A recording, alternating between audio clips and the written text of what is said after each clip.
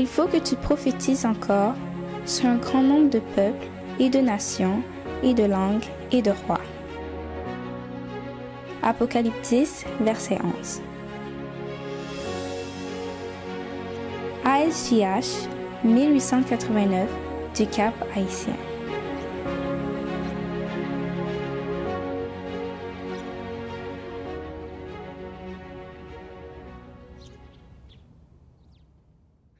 Chers amis, salut.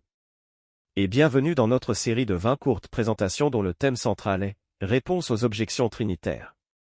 Ces chrétiens qui enlèvent certains textes bibliques dans leur contexte dans le but d'essayer de prouver leur fausseté doctrinale, la Trinité. Comme nous vous l'avons annoncé dans la précédente courte présentation, aujourd'hui, nous allons voir Ésaïe 9 verset 5. Lisons-le. Car un enfant nous est né, un fils nous est donné, et la domination reposera sur son épaule, on l'appellera admirable, conseiller, Dieu puissant, Père éternel, Prince de la paix. Certains croient que ce verset parle de Christ en tant que Dieu le Père. S'il en est ainsi, comment peut-il être le Fils? Et s'il est le Père et le Fils, comment peut-il y avoir une Trinité, car une Trinité est composée de trois? Ce verset ne soutient certainement pas une doctrine de la Trinité.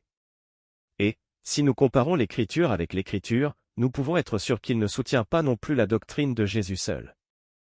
On se réfère à Jésus comme au Père, pas à son propre Père, mais au Père des enfants que son Père lui a donné.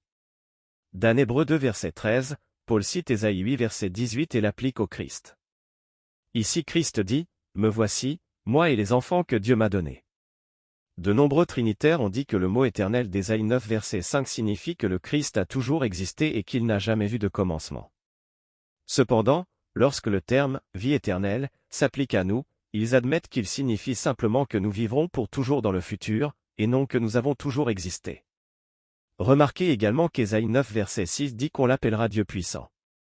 Certains utilisent cette phrase pour dire que Christ est le Dieu suprême. Cela pourrait être un bon argument si ce verset se référait au Christ comme au Dieu tout-puissant, mais il utilise le terme Dieu puissant. Dans la Bible, nous lisons l'histoire d'hommes puissants, mais jamais d'hommes tout-puissants. Il est certainement approprié de dire du Fils qu'il est puissant, car il l'est. Il est aussi approprié de se référer à lui comme Dieu, car le Dieu Très-Haut se réfère à son Fils comme Dieu dans Hébreux 1 verset 8. Ainsi les termes « Père éternel » et « Dieu puissant » peuvent tout à fait s'appliquer au Fils. Nous vous donnons déjà rendez-vous pour notre prochaine courte présentation, où nous verrons deux textes bibliques. D'abord Ésaïe 44 verset 6 et Apocalypse 1 verset 7. Vous connaissez déjà le principe. Partagez ces précieuses vérités aux gens de vos contacts. Et au nom de notre Sauveur Jésus-Christ, recevez la paix de l'Éternel notre Dieu.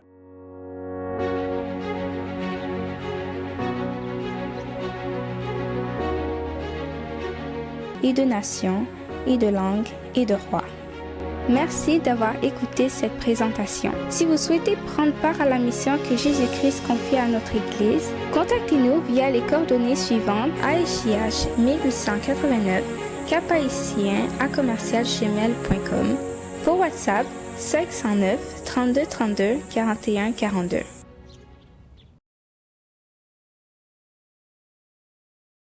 « 1889 caphaïtien@gmail.com, pour WhatsApp 509 32 32 41 42.